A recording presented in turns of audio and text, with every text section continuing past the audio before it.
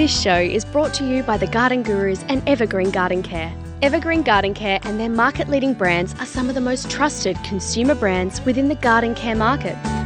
They produce high-quality garden care products designed to help people create their own green oasis. Whether it's a garden, a balcony, or potted indoor plants, they want to inspire anyone, anywhere to be able to easily create and maintain their own garden.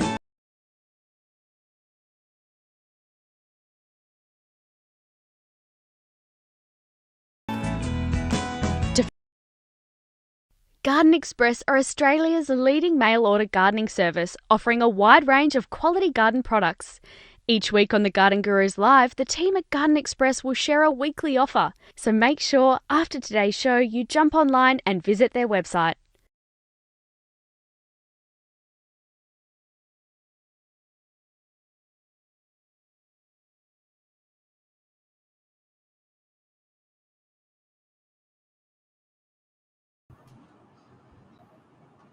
Good morning. Welcome to the Garden Gurus Live. I'm Trevor Cochrane. We have got another fantastic session for you today, full of inspiration. This is what's coming up. We've got a few things that'll help you with your lawn. Are you struggling at the moment with weeds? It seems like all over the country people are having these sorts of issues. I'll introduce you to a product that is the perfect solution to a lot of your weed problems in lawns right at the moment. I'll also reveal the Garden Express offer of the week, talking shaded plants this week. If you've got a shady position, you're not sure what to put in, got the perfect solution. And as always, we'll be answering your garden questions. This is what it's all about today. So it's all about you. If you've got problems with your garden, if you're looking for inspiration, if you're looking for ideas, this is the session to tune into. Now, a couple of things. When you do, make sure that you actually let us know what suburb that you are from, what state you are from. It really makes a big difference. And if you like what we're doing, then of course, please hit the like button. That's very important. We've got some great prizes to give away. We always have these wonderful Fothergill seeds. We've got the 5 top questions, and you'll see why. I'm being overwhelmed with perfume at the moment. I hit the rose garden this morning at my place, picked some roses, brought them in, and we've got pretty much the last copy of The Rose. This was a book that I wrote with Nev Passmore some period of time ago, and it has just about been, well, totally taken up now. We've sold them all over the country, and of course we've given a heap away. Now look, we've got a whole bunch of questions coming through. There's been quite a few people send through questions with regards to particular plants and sending photos, which is great. So don't hesitate to do that. Rose photo is attached, and here it goes. You can see that we have got some geraniums, and Rose, as I said, every year they're eaten by pests, especially the white pests. I think it's whitefly. I use Yates pyrethrum spray, but it hurts my plants. Do you have any natural solutions? Well, let me tell you, the real challenge with whitefly or greenfly, if you've got glass houses, because that's what they are, is actually keeping or getting them off and then keeping them away. Now, you can use chili garlic sprays, but you really need to amend them. If you're going to do them, you have to put in a lot of olive oil, very important.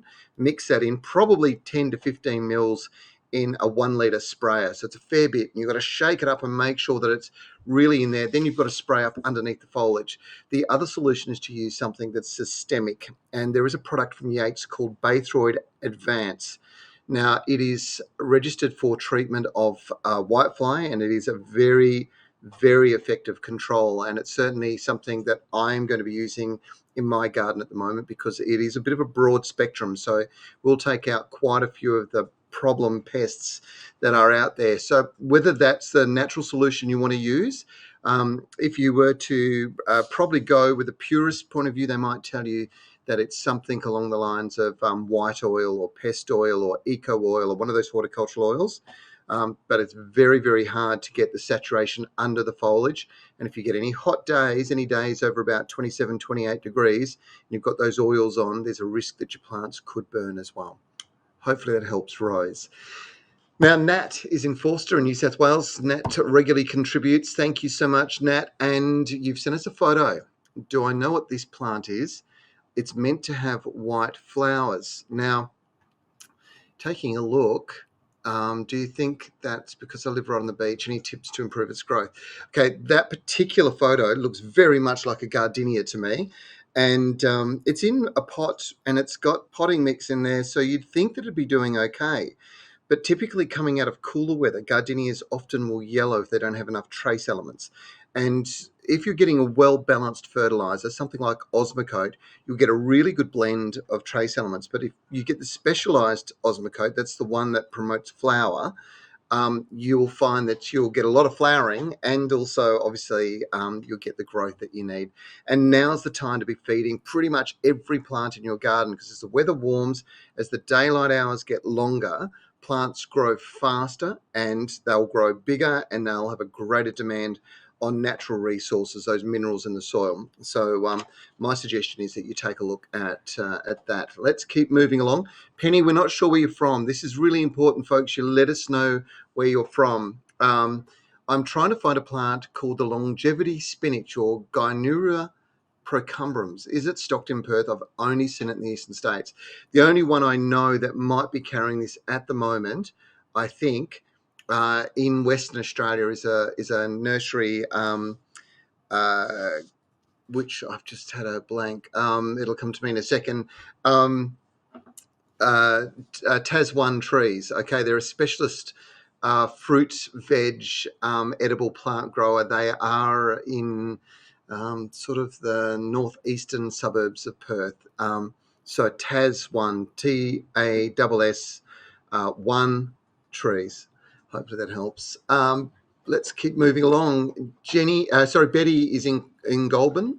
Can you recommend a good feed for kangaroo paws in spring? Well, look, kangaroo paws, interestingly enough, just need to be fed. They need a good all-round fertilizer. If you feed them now, you will sustain a second round of flowering for those early flowering varieties well into the late spring, even early summer. What I would recommend you do is you probably get your hands on some Osmocote, but that Osmocote plus organics.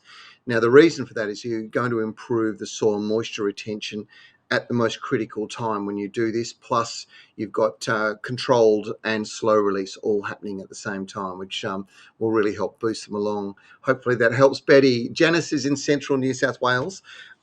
What could be causing black spots on my Daphne plant? It's a really good question. You shouldn't be getting black spots on your Daphne. There's generally two things that can kind of cause this, and I hope that I'm going to help you here, Janice.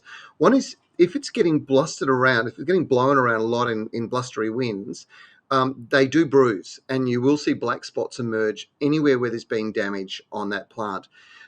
Sometimes Daphnes are a little susceptible to scale, and they could appear or manifest themselves as like little black spots. What will be the giveaway with those is you should be able to scrape them off, because they should be just a lump. If you can scrape them off, I would do that. Definitely apply again, a horticultural oil is actually probably one of the better controls for Daphne and scale. But please don't do it if your days are getting over that sort of 27, 28 degrees, because you're going to cause more scarring on the plant. But yeah, those are the two most common sort of outcomes. Central Queensland, we have Sandra joining us. We have had rain, which is a rarity. Is it wise to cut back azaleas? They finish flowering, they're growing rapidly. If I do cut back, do I fertilize? The answer is you can prune them back now, and that's not really going to be a problem, Sandra. The trick with them is to make sure you do feed them afterwards, because if they're producing lots of growth, you're going to find that they're going to need that support, particularly if you start taking some wood off. So yes, you're going to do the right thing here. Rebecca, we're not sure where you're from, Rebecca. Please, folks, let us know where you're from. What's the best way to green up my lawn after my gardening have shaved it too short? Oh, my gardener's shaved it too short with a lawnmower, scalped it, and I've given it lots of water, but it's brown in one spot. Okay, well, this is not an unusual situation. So when you sort of come out of winter, a lot of people will mow the lawn down quite hard. The best thing to do is actually to mow it and take about 25% of the blade off. And then a week later, mow it again lower, another 25% down. And that'll reduce the scalping. It's not going to fix your problem right now. What you probably need to do is you can get this top dress. It's called Lawn Reviver. It's basically an organic compost, finely sieved, and you put it over the patches. And what you'll find is that it'll encourage the grass to regrow through those patches. The only other thing that I would suggest to you is the possibility at the moment that you might need to apply a wetting agent. Those things are pretty important with lawns that have been scalped. Joanne, we're not sure where you're from, Joanne. My daisies are all overgrowing onto the path. Can I cut them right back to the woody stem section? Will they grow back, or will this kill them? If you cut them back into the hardwood, you are going to probably kill off sections of the plant. What I would recommend you do is you trim back as much as you need to, but definitely don't cut back into the real hardwood. If you cut back one section into that hardwood but leave the rest of the plant up and just reduce down into greenwood, what will happen is you probably get reshoots of new growth in the hardwood, and that would be good. But yeah, I think that that's probably the best way to go. Adrienne, again, unknown. Not sure where you are. When do I cut back hellebores? Well, I'm not sure why you would cut them back, to be honest, Adrienne, unless they're really big.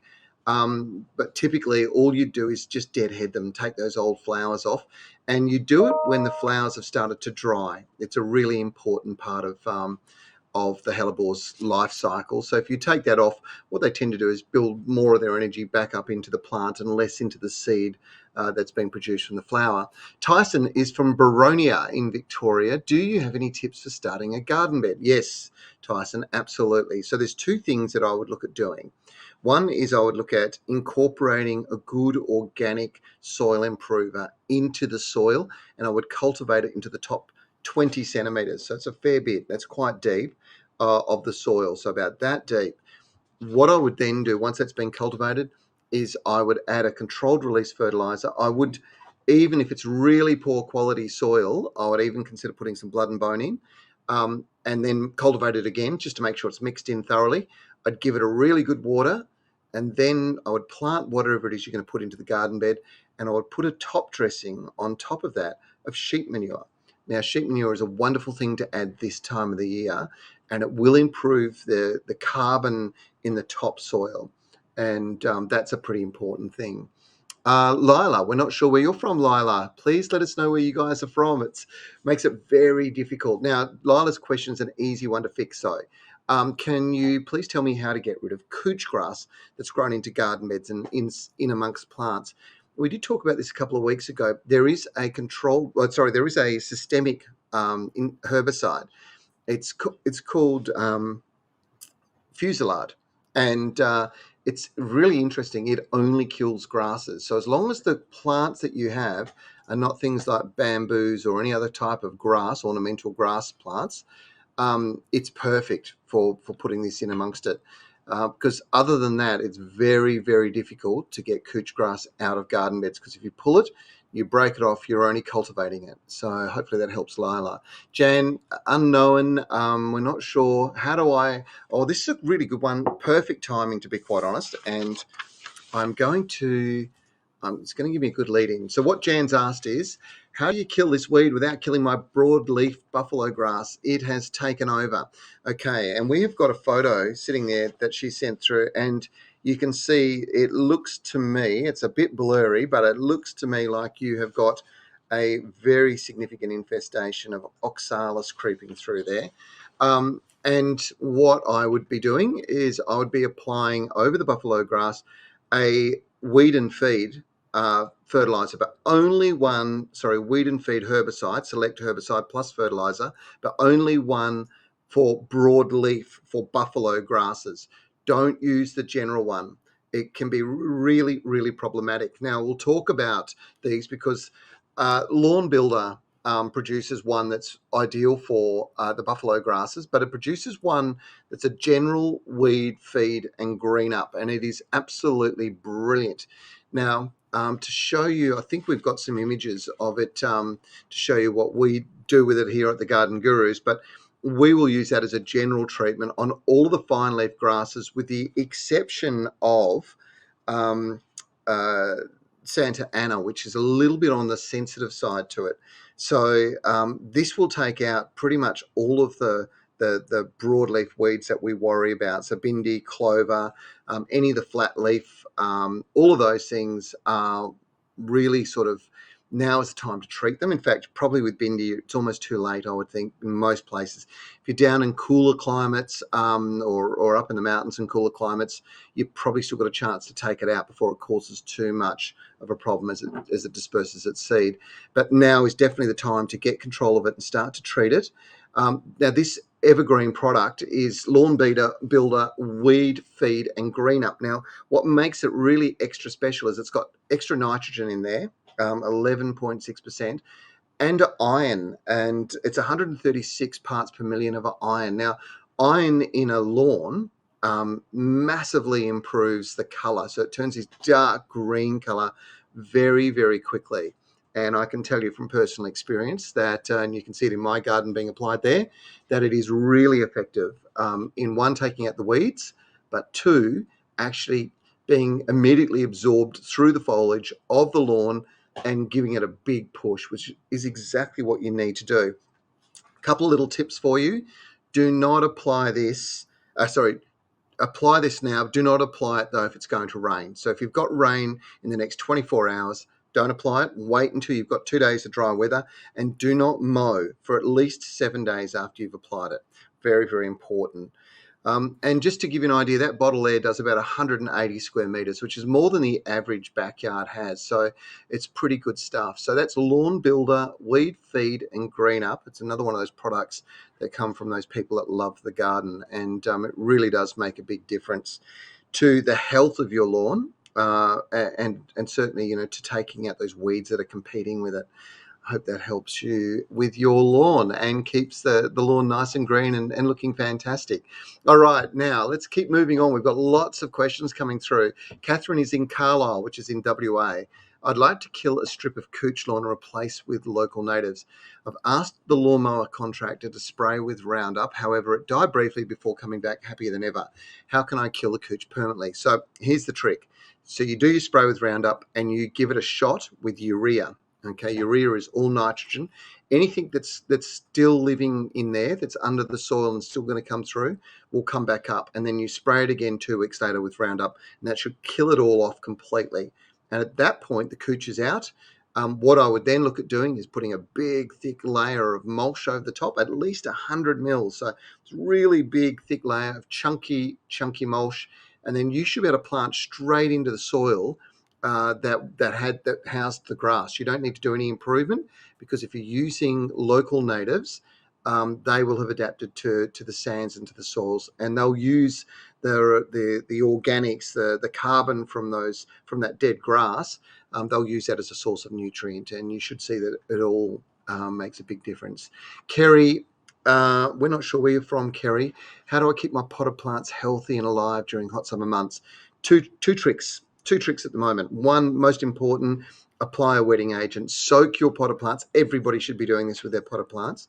Soak them with a wetting agent that goes deep into the soil, a liquid ideally, and you should see some bubbling up. So there's air pockets in there and so on, and that happens over the winter months. This will get rid of them. This will ensure moisture is in there, and then apply a controlled release fertilizer. Really important. Janice is in central Queensland. I've recently purchased a hydrangea plant. I wanted to plant them in an area where it gets morning sun, but I've noticed the leaves wilting. But they bound back in the late afternoon. Okay. This is not an unusual thing. And you know what's going on here, Janice, is a classic situation of very soft new growth. It's coming out, it's the plant's growing very fast, but its moisture that it needs is actually is greater than obviously what's available. So you'll see the wilting in the afternoon, in the peak of the sun. I wouldn't worry about it. I would make sure that in the early evening, maybe just give them a little bit of water, just so that they don't stress too much, but you actually want them to stress. This is going to harden the plant up so it can handle the summer months. And pretty much all plants, it's been a pretty remarkable growing season with rains and moisture for some period of time. And what we're seeing is there's a lot of extra soft growth. Now, as we move into drier conditions, the roots, there'll be a very extensive root system down there, and it will struggle to get the moisture that it needs. It's not going to get the same moisture that it had. So you'll see a bit of a die off of some of those roots. What you will see is the plant above start to stress. So sometimes a bit of light pruning back, not with hydrangeas, because you want to make sure you're getting those flowers coming through. But with general plants, a bit of a pruning back if they're looking stressed and they finished flowering. Good idea. And with the hydrangea, just manage it carefully over the next couple of weeks. That's the way to go. Hopefully that helps, Janice. Maria, we're not sure where you're from, but you've asked about the weed and feed being applied to zoysia grass. Now, you can definitely apply weed and feed to zoysia grass, but not that particular weed and feed. Zoysia grass is a broader leaf grass, and it will set back if you apply that particular one. So when you apply weed and feed to zoysia, what you want to apply is the weed and feed for buffalo grass. That way, you'll take the weeds out, and you won't set the zoysia grass back. Gail is in St Andrews in New South Wales. Hello, Gail. My mandarin tree is starting to fruit. Is this normal at this time of the year? And the answer, Gail, is that it should be setting very small fruit now. Mine's just finished flowering, and I'm starting to set those little tiny fruit. And it takes pretty much the whole of the summer for them to obviously mature to the size that we're going to enjoy. Okay, Carol's in Mallee in Victoria. It's very hot. Our roses have earwigs. And I love eating the rose. How do I get rid of them? It's funny you should say it. These roses, when I picked them this morning, there was actually an earwig in the roses that I picked in the flower. I can't see him at the moment, but he was active actually in the flower buds. Interestingly enough, he's not in there to eat the flowers as such. He's in there to eat insects. He'd much prefer to eat protein than he would the flowers themselves. But if they do get in excessive numbers, they can cause that sort of damage. The treatment is actually the treatment you'd use for slaters.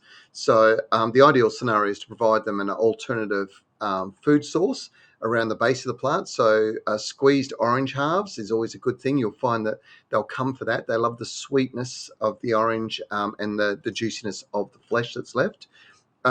If you want to control them properly, then you need to use a slater killer. There's a few of them around, so you can kind of get these little shake-on packs.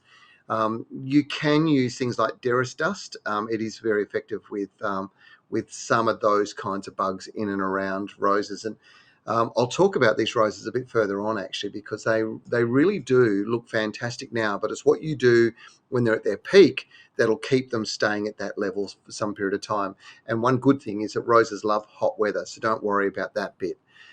Sharon, you're in Bairnsdale in Victoria. How can I grow avocado and Royal Gala in a pot? Okay, well, Royal Gala is an apple, and avocados are obviously avocados. There's dwarf varieties of avocado, so I would be looking for that. Straight away, that'd be the first thing I would ask my local garden centre is I want a dwarf, and there's probably two varieties that you would look at, but I'll let them recommend that to you. Royal Gala, it's again something that you can actually get Gala apples in grafted as a dwarf plant on a dwarfing rootstock, and they're the best ones to go for. What I would do is I would visit your local garden centre. I'm not sure who your closest would be in Bairnsdale, but would definitely pop in there, have a chat to them, explain the situation. The tub that they're going to suggest is probably going to be a 500 ml tub for these kinds of plants, but both of them will actually perform in them and will produce crops, not big crops, but crops nevertheless. Hopefully that helps. Sharon, Suzanne is in Melbourne. We're getting lots of questions coming from Melbourne, which is great. But for all of you out there in New South Wales and Queensland, keep sending your questions in, and we'll answer those as well. Suzanne's question: so many trees fell during the storms in Melbourne. In fact, it's a really good point. Bad storms the last week or so. The roots were so shallow. How do we help maintain old street trees like elms, as an example? Well, elms in Melbourne, they are probably falling not for the reason that you might think. So there's this elm beetle that's slowly killing off the elm trees of the world at the moment, unfortunately. And it's been a big problem in Melbourne. And what happens is the trees themselves, those big, mature, established trees, get affected by the beetle, and it basically causes them to become weak. And so when they're under stress, which is during a storm, you'll suddenly see them go over. There's not a lot you can do for trees that are in that situation, unfortunately. I'm not really sure at the latest situation with elms, but we might touch base with one of our mates in Melbourne and check and see what's going on there with regards to treatments.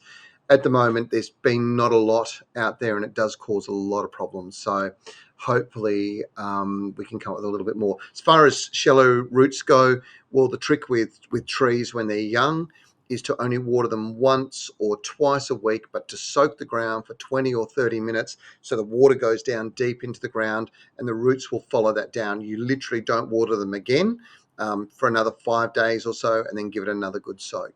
And that's the best cultural practice to encourage deep root growth. If you're watering small amounts every single day, the plant will send shallow roots out across the surface because that's where the majority of the water will be sitting. Effie, we're not sure where you're from. Why are the leaves of my Gardenia plant turning yellow? I can't see any bugs. Even the new growth seems to be yellowing. Yeah, it will do because we're coming out of winter. The plant has suddenly taken off and it needs some fertilizer. And the yellowing is probably one of two things really obvious with Gardenias. It's either magnesium or it's iron.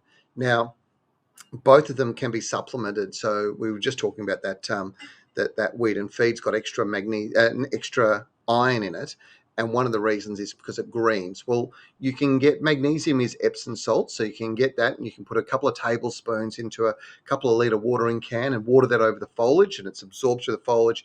That will help take out the yellowing in the plant. The one that's probably the big concern, I suppose, is if you're getting iron shortage.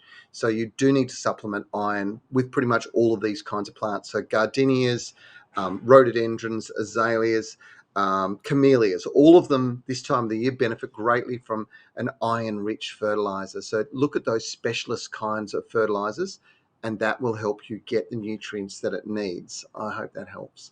Okay, Liz is in Sydney. There we go. We're into New South Wales now. This is great. Thanks for sending in your questions from New South Wales. I've got freesias and jonquils, which are over for the year, but being impatient to get space back and want to pot out other plants. Is there a way to cheat feeding the bulbs when digging out before the tops have died back, or will that damage the bulbs and will they not flower next year? Well, to be quite honest, mine are pretty much the same. So I'm starting to see they're starting to get floppy, and we'll start seeing them yellow, and all that nutrient is going back into the bulb. So you're going to take them out, which you can. Take them foliage the whole lot. Don't cut the foliage off. Take the whole lot off, bring them out, put them into some airy boxes, into some boxes where there's lots of airflow through them, and then put them into a shaded position. They'll suck up all the goodness out of that foliage, pulling it back into the bulb. And then when it comes to planting next year, just pull the foliage off as you're going. And that's all you've got to do. Tracy Downey is in New South Wales. Tracy, thanks so much for joining us. I've got a very shady backyard that's currently surrounded by overgrown bushes and trees. I'm struggling to find plants that do well in dappled light. I've planted some clivias, photos attached, I believe. There we go.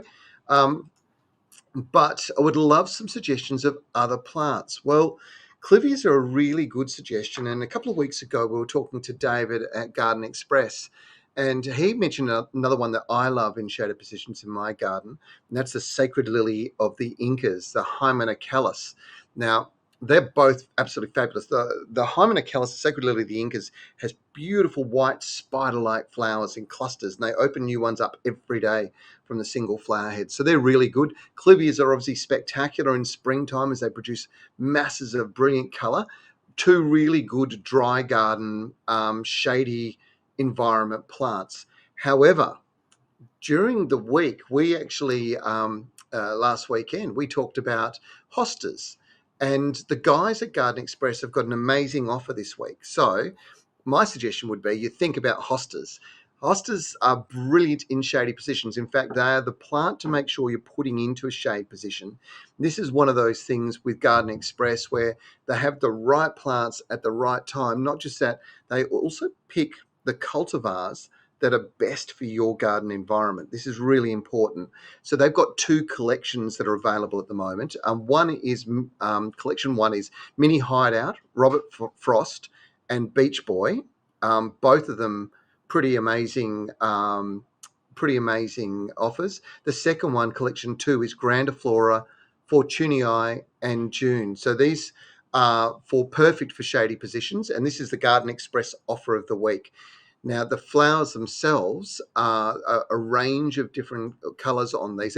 They're not so much really about the flower as much as it's more about the actual foliage with hostas. They really are wonderful compact plants with quite diverse foliage.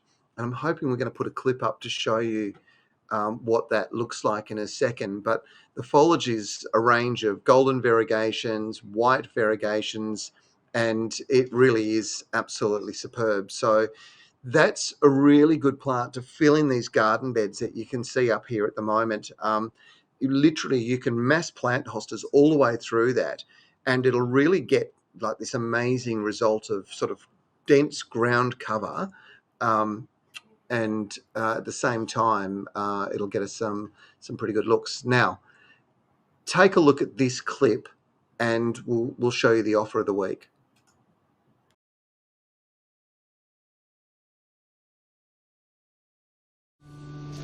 Hostas have to be some of the greatest shade plants around. They are tough, robust, herbaceous perennials, and they'll grow in a really shady spot. So if you've got a garden like this one where your house casts a bit of shade over the garden all day, they will absolutely love it. They are loved for their neat growth habits, which is what makes them a brilliant understory plant. These are extremely hardy and easy to grow, and they can brighten up any spot in the garden with their colourful foliage.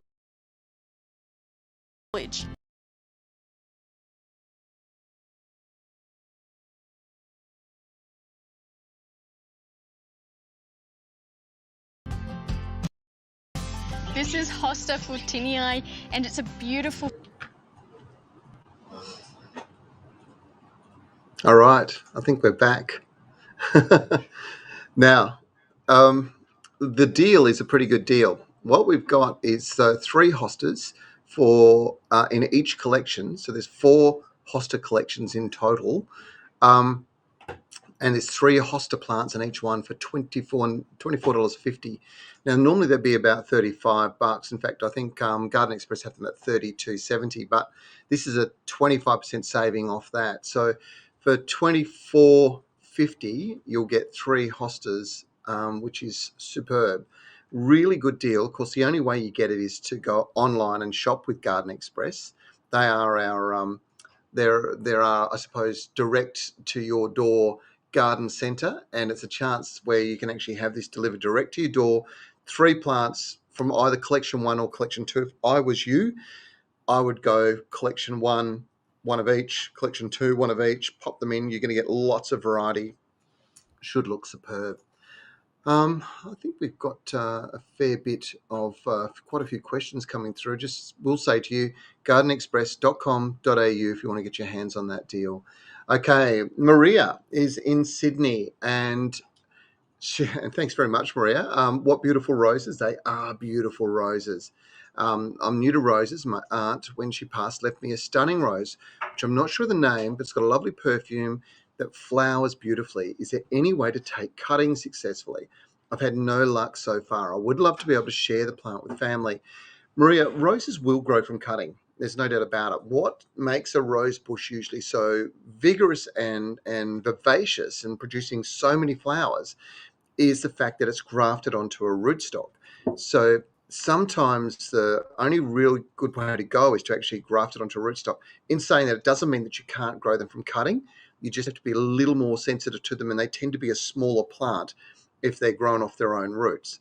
The trick, however, is to wait until you've gone through the flowering process, cut the flowers back, and then immediately under that you'll get the foliage growth, and you take cuttings about this big. They should have basically 3 nodes on them. That's where the leaf comes out. And what you want to do is you want to cut the leaves off the bottom node and the second node, and leave the 2 leaves on the top node and pop them into some really good potting mix. Now, I can't stress it enough. It's actually a potting mix that you want to put these guys into, and they will drop roots down into that. But if you're using a typical propagation mix, my experience is it's not quite as good, and partly because where I live, those mixes tend to dry out quite quickly, and these cuttings will not survive if they dry out. They have to be kept moist, but not too wet. Bit of a challenge. Hopefully that helps, Maria. Yeah, it's one of those things. I love the roses in my garden. The perfume here at the moment is intoxicating. It's a little overwhelming actually, but it is one of those plants where you just can't get enough of them once they get going, and they really are so rewarding. Now, Graham and Tricia from Greensborough, do you scarify buffalo lawns? If so, when? Right now is the answer, and yes, you can. So there's, I don't know whether you saw it. Nigel, I think, did a story on a scarifier. It's a hand scarifier. It's like a rake, and you pull that through the top. Now, what you're going to do is you're going to unsettle it, and you're going to pull some runners off as you go, but you're going to pull a lot of that thatch that's sitting underneath out from the plant. Give it a good soak, the lawn immediately after with a wetting agent. And I would use that liquid, that extreme green liquid fertilizer. It's a lawn builder product, and you can literally hose it over. So it's a liquid fertilizer that will get the lawn growing back really, really quickly. But now's the time to do it if you're going to do it, Graham and Trish from Greensborough. Rhonda is in Belmont in New South Wales. I've got Chicago Peace Rose, which looks quite healthy, but only had one rose flower and no signs of any other buds. All right. So Rhonda, the trick with Peace is it's a gorgeous Chicago Peace is a gorgeous rose. Uses huge amounts of energy to produce each single flower. So the trick with them is to make sure that you're actually applying a good fertilizer to them, and right now. So you want to be encouraging them to produce as much growth and as a consequence flower by feeding them right at the moment. And if you want to know what the best fertilizer is for roses, well, controlled release fertilizers are good, but a dose with cow manure at this time of the year, and I know it's kind of right out there, but I've always found cow manure gets the biggest, strongest, healthiest roses you will ever see.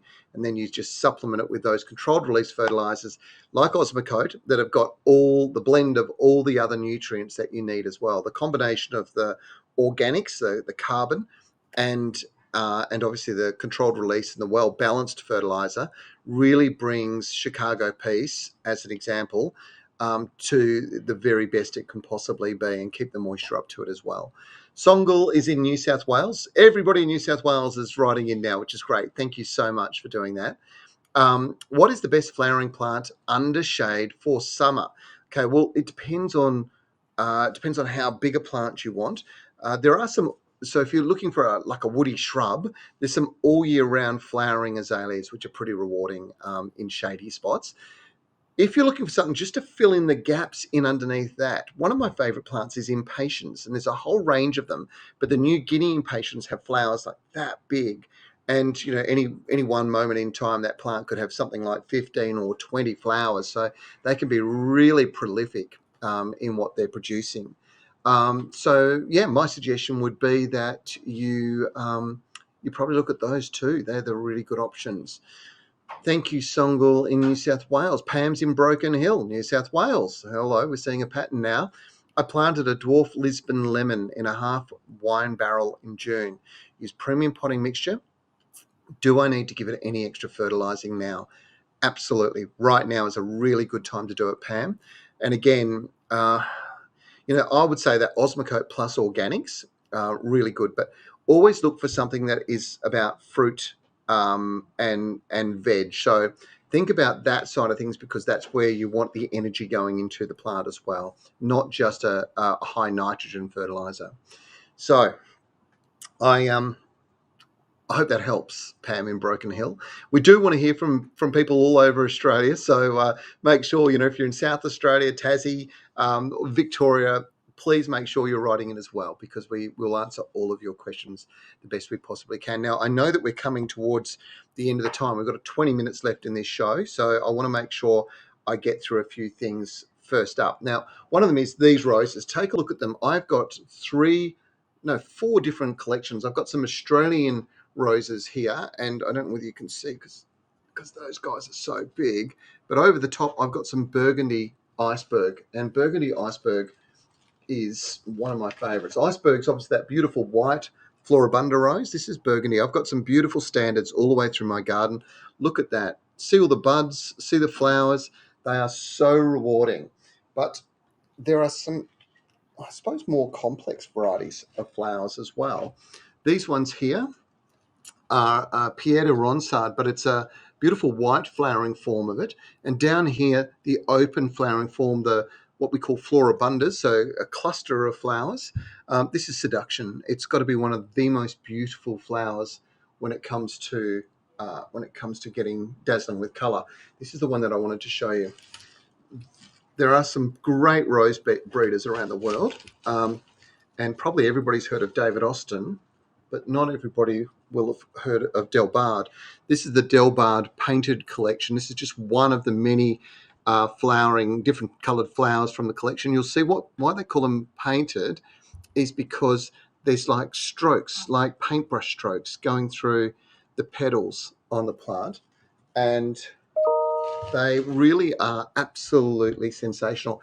And I did mention the other collections. Well, this one here, there's two there from the David Austin Rose collection, and they are just gorgeous.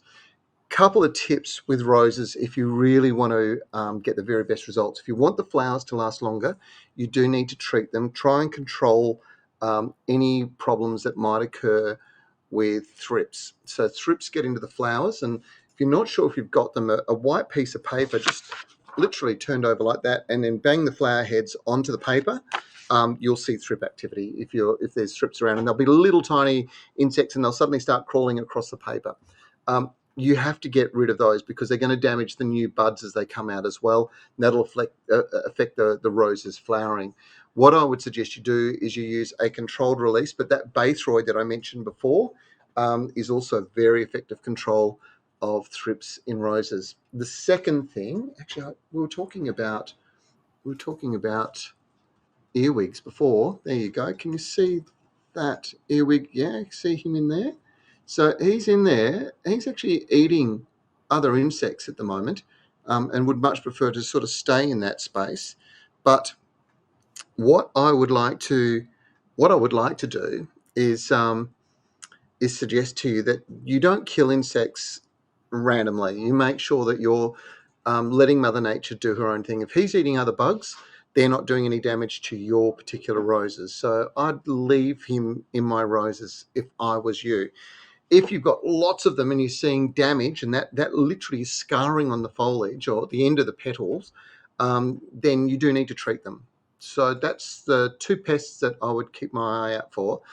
And the third and most important thing I'm going to share with you today is if you want to get the best results out of roses, as the plant produces its flowers, cut them back. Don't be scared to cut those flowers off and put them into stems, into vases, just like this, because you're actually going to trigger more flowering. But when you do cut them back, when you do take those, either deadhead them on the bush or take flowers off and put them into vases, you need to feed the plant. Okay, it's put a lot of energy into producing this, and if you want more of the same, you're going to have to feed them. So liquid plant foods over the foliage of roses now, pretty good. Using something that's a little bit more proactive around the base, Osmocote plus organics. Again, think of flower production, think of promotion of flower, and then feed them as much as you possibly can. So a couple of handfuls per bush, spread around the outside about a metre or so in an arc around the outside of the plant. They do have fine spreading roots. They'll take all that nutrient up and they'll grow like crazy. Hopefully that helps. One thing that I did do on the Garden Gurus on the weekend, and it got an enormous amount of feedback, was I did a story for Still. It was about their mowers, their battery-powered mowers. And within that story, I took some lawn clippings and spread them over the top of the garden beds. Now, lawn is something that has a significant amount of nitrogen in it, a lot of goodness. And nitrogen's used by microbes in the soil to rapidly break down organics. So spreading a little bit of lawn clippings lightly over the top of the soil is a really good thing. This caused a huge well, I'm not going to say backlash, but certainly a lot of comment from people going, yeah, but what about weeds? Well, the truth of the matter is that if you're spreading it finely and if you're mowing your lawn on a regular basis, there won't be a lot of weed seeds in there or lawn seed either. So if you're just spreading it finely over the top, worms and microbes will consume that green. They'll take it down, they'll put the carbon into the soil. It improves your soil's nutrient level, but most importantly, its water holding capacity too. So that's why I recommend it. And I don't have huge problems with weeds. What I do though, is of course, as we move into summer, I will mulch the surface of the soil. If there are any weed seeds that are under there, they get smothered out anyway. So hopefully that explains all of that. You got my plant of the week, the rose. How could you not fall in love with roses when they look just as beautiful as this? Now, we've got another great episode coming up for you this weekend at the Garden Gurus. We'll give you a little snack. Have you ever wondered why ants are always on your citrus tree? Well, they're the indicator species to say that there may be scale insects around. Scales secrete honeydew. It's sweet and it's a perfect food for the ants. To get rid of the ants and break the cycle, all you need is some duct tape and wrap it around the trunk sticky side out. It's fixed. Now, if you want more citrus tips from me and the gang, tune in to the Garden Gurus this weekend.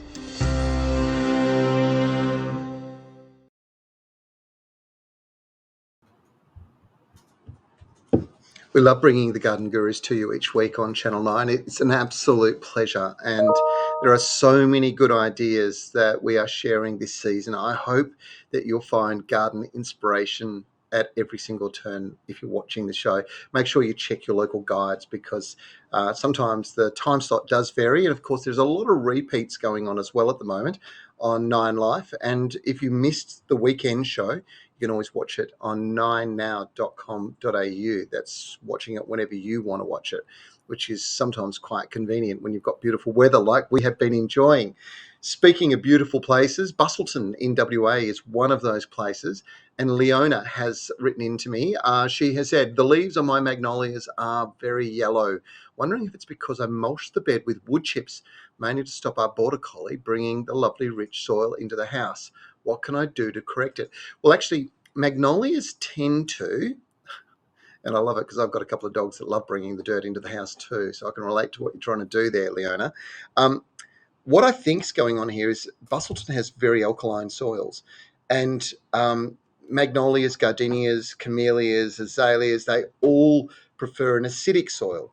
And I think that what's going on here is that you need to rethink about what you're mulching the garden bed with. Wood chips, probably fairly inert. They're probably well balanced in the middle.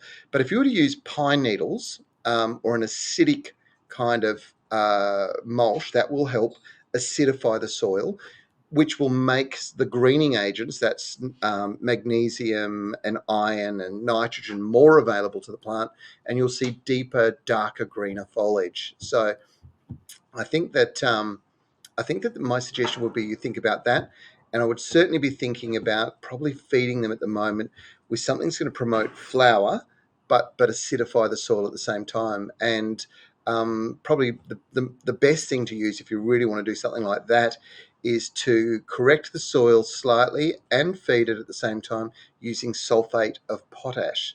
Sulfate of potash. Have a look at it in your local garden centre. It is an essential mineral when it comes to acidifying the soil and promoting flower. Kathy is in rural New South Wales. Garden Express's Facebook page is where you've come from. I've got so many earwigs. I can't use pyrethrum because the cat's sensitive to it. What can I use that is cat and bird friendly? Well, when you're killing something, you're going to have to be super careful because you're going to kill a bug. It's going to have some negative effects on insects, obviously cats, birds, dogs, the whole lot. Pyrethrum is a natural insecticide, so that's probably the first thing I would say to you. What you could do is you could use something like that Bathroid, which will have a negative effect on their populations. But what you want to do is keep the cats in the house for at least a day, so it can be absorbed through. And then once it's happened, come out, give it a bit of a wash down with a hose, and that should really bring your populations of earwigs down quite significantly. I hope that helps Kathy in rural New South Wales. We are back in Victoria, which is great to see. Leah from Berwick in Victoria, you also came to us from the Garden Express Facebook page. I have dianthus memories. All of my 10 plants lining my driveway are splayed outward with buds eaten out of the center before they flower. Okay, so this is another one of those. This is a little borer that gets into the buds of dianthus and carnations, and it's a significant problem. And it's a little stem weevil or stem eating boring caterpillar.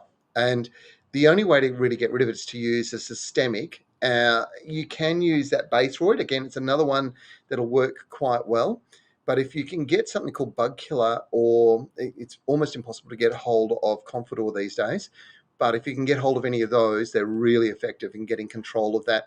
And look, just at the moment, it's not such a bad thing. Go through, cut all the flower stalks off that have been eaten out, and treat it. And the next ones that come out shouldn't have that problem at all. Collect all those. Don't leave those flowers laying on the ground. Collect them, take them away, and it helps control the bug. Hopefully that helps. Tumble Stripes has come to us from YouTube in Terrigal, New South Wales. How do I transfer my mandarin tree safely from a large pot to a new raised garden bed? And do I need a citrus soil? So you need good soil for citrus, and particularly mandarins. They do like it.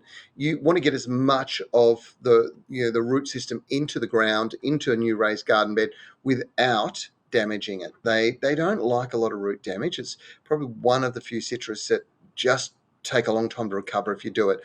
The trick really is, once you've got it into the soil, to get some sea salt and soak the soil with sea salt. In fact, you could take the mandarin out of its pot, put it into a bucket full of sea salt infused water, and let it soak it up, and then plant it, and that'll be even better. Tumble Stripes, I hope that helps you in Terrigal in New South Wales. Jana is in Sydney. My new fiddle, I take it it's a fiddle leaf plant, has brown spots on its leaves. Is this okay? Well, look, you know what? If it's got brown spots on its leaves, it's probably because the air is dry in your house, and maybe a little mister over the foliage once or twice a day will make a big difference, particularly to the new foliage. You're not going to change the old foliage, but it will help. I hope that helps, Jana. It's just dry conditions. They're used to being a little bit more humidity in the atmosphere. And of course, make sure that you're always keeping your water up to a fiddle leaf fig as well. Lorraine, we're not sure where you're from, Lorraine, but I suspect it is Lorraine who follows us normally. I have a young grapevine which is getting black mold on the leaves. What's the best spray to use? Mancozeb is the best spray, Lorraine. That will help you enormously. Right now is the time to do it, but don't do it in the morning of a hot day. Okay, so try, and if you're going to do it at night, and hopefully the next day it's relatively cool, under 25 degrees. I hope that helps you. It's why it's really important to let us know where you're from, because if you're in Queensland and conditions are, or even at the moment New South Wales, hot and dry, that could be quite problematic if you were to spray that on a hot day. Yvette is in Melrose in South Australia. I had to repot my Daphne and it's sulking. What should I do to fix this? Daphne in one plant that do not like their roots being damaged. Right at the moment, I would get some sea salt and mix it up in a watering can, give it a bit of a soak. And that's all I would do, Yvette. It just has to recover. They can be really, really temperamental, Daphne. Beautiful plant, one of my favourite, but certainly one of the more difficult ones to grow. Maria's in Hobart. Great to have somebody from Tassie joining us. I've done everything for my male lemon tree.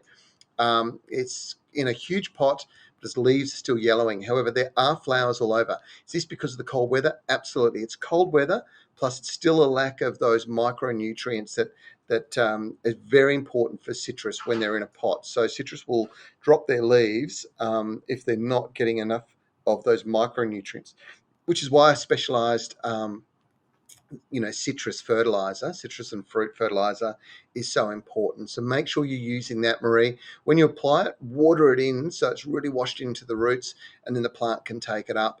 But you just need a bit of warm weather. That's going to be the single biggest thing. So feed it, warm weather, you should do well. Jeff and Rita in Delaney's Creek in Queensland. We're all over the country now. It's really happening, which is great. Thank you for your questions. some of our orchids haven't flowered for a few years. I'm just wondering why this might be. You must have missed a session we did a few weeks ago, but it depends on the type of orchid. If you've got Cymbidium orchids and they're in shade, then what you need to do is to trigger the flowering process is to pull them out. Now's not a bad time to actually split them and pot them, and then put them back into the shade up until sort of Christmas time, basically until we see the daylight hours starting to shorten, and then move them out into bright sunlight so that they're in a position where they're getting lots and lots of sun, maybe just some afternoon protection of sunlight. What'll happen is the day shorten, it triggers this bud production, and the extra light will be very beneficial in doing that, and you'll find they'll suddenly start producing big long flower stems. I hope that helps. Again, with that sort of thing, thanks for letting us know where you are. If you've got particular types, because there's orchids are the biggest flower family on the planet. There are more orchids species than any other plant on the planet or any other genus on the planet. So you need to make sure that if it's a specific thing, send us a photograph. It's a good way to go. Mary is in Albany in WA, so we really are. We're going from one extreme to the other. I've got succulents in the garden and also in pots indoors. When and what do I feed them with? Well, there is this amazing fertilizer, and I think we might have some actually here. For the indoors, I would recommend that you use this. This is Pour and Feed. Pour and Feed comes in different blends for different types of plants, and all you do is literally take the cap off, pour it into the cap, and then pour it into the pot for your plants. So the ones that are in pots, definitely I would use this. Great way to go, and you can use it on a regular basis and you'll get great results. When it comes to in the garden bed, you need to be a little more cautious. So you want a controlled release fertilizer, and I don't think I've got any Osmocote for cacti and succulents with me, but it's a small container, and literally all you need to do is probably a tablespoon per plant around the outside of the base. Just water it in, just get it into that topsoil just so that it's activated, and that's all you have to do, Mary. They will do really, really well in Albany. I've seen some beautiful cacti and succulent gardens down that way. Okay, we're going to New South Wales, Sutherland. Hello, Carolyn. I have a very shady area and I've tried hostas, but the snails absolutely love them. Do you have any tricks to keep the snails away? I do, Carolyn. The way you keep the snails off your hostas, and you're right, that is the single biggest problem with them, is you use bluestone or use any kind of copper-based spray as a barrier around the outside of the plants. You don't need to spray it over them unless you've already got snails and slugs really infesting them at the moment. If you do, something like cupric hydroxide, so that is sold as Coside, and you literally spray it, but don't spray it on hot days, okay? So try and pick a run where you're going to have days under 25, then come out, give them a spray. The thing with snails that you have to remember is they're not an insect. So snails and slugs are mollusks, and mollusks have no tolerance of copper. So by using those copper sprays, using bluestone, crushed bluestone around the outside of your plants, it'll stop them in their tracks. They have no tolerance at all. Okay, Mandy's in WA. Hello, Mandy. Can I put a refresher of Triforte and fertilizer on my garden at the same time? Well, Triforte is a fertilizer, so I would be using the Triforte and don't worry about another fertilizer, otherwise you're just double feeding. Hopefully that helps you, Mandy. Chris is in Central Coast of New South Wales. We had a few from the Central Coast of New South Wales. I think all your gardens are looking pretty good at the moment. What passion fruit will tolerate full western sun? Well, all passion fruit should handle the sun without any problems belting in, because that's what they love and what they look for. So whether you use one of the Panama Red or Panama Gold, or whether you go for Nelly Kelly Black, or even if you go for one of the seedling varieties that were developed that you can buy in like Sunny Pash or Sunny, I've got to think of the other name. There's a few of them that you can get that were developed actually in northern New South Wales and in Queensland. You're going to get great results. You're in the perfect spot to grow passion fruit, and more sun the better. So just make sure you've prepared the soil and that they've got regular water, and they'll do very well. Matthew is in Melbourne. Thanks for joining us, Matthew. What can I plant my 2 Sydney rock orchids in? Where should I place them in the house? Great questions. So first of all, Sydney rock orchids love growing in organic leafy, chunky compost. So you want the same thing. And there is a product out there. It's the Osmocote product. It's a very, very good potting mix generally for orchids, but particularly the Sydney rock orchid. So I would get myself a bag of that one. And I think it's the coarser form. I think there's 2 types. You want the coarser one. I would literally pot them up, and now I would move them, or break them up, pot them up, move them into a position that's well lit. That is the key. So if you're in a really well lit position, they should still produce lots of flowers as we lead into Christmas time, depending on the types of Sydney rock orchids. But that's the best treatment. A little bit of fertilizer won't hurt them just at the moment, and you should do very well. Okay, let's have a bit of a look. We're down to our last question, and look, it seems fitting that it would be Tella from Leadville in New South Wales. Hello, Tella. Is sheep manure okay for soil preparation for native plants? The answer is I would probably not use sheep manure, no. If they're native plants, they should be able to do very well in your natural soil without any massive improvement. Now, when you say natives, I'm assuming they're native to your local area. But if they're varieties that have come, let's say, from Western Australia, they've been grown in really good potting mix, you might want to put them into a proper planting mix. It's really important that you do handle that carefully. But I'm assuming you're taking native plants from the local area and that they're going to do very well. Tella, I hope that helps. Whew, we have gone pretty hard and fast today, and we've just hit the 10 o'clock mark. So over here in the West anyway. I hope that we've been able to answer your question. If we haven't, certainly don't hesitate to put them in. We'll make sure we answer them next week for you. We really appreciate you watching today's show, and thanks so much for participating in the live feed. Robin has been running the show today and doing an awesome job, and she will send a message to our seed winners after today's show. We will pick one winner of a book as well. So I'll let Robin pick the winner. It needs to be a Rose question, and it has to be. And of course, the book is The Rose, and that is the very last copy, I reckon, that we've got. So congratulations to whoever our winner is going to be. Speaking of congratulations, I'd like to congratulate Sue Mcdougall. Now, you'll know Sue from the show.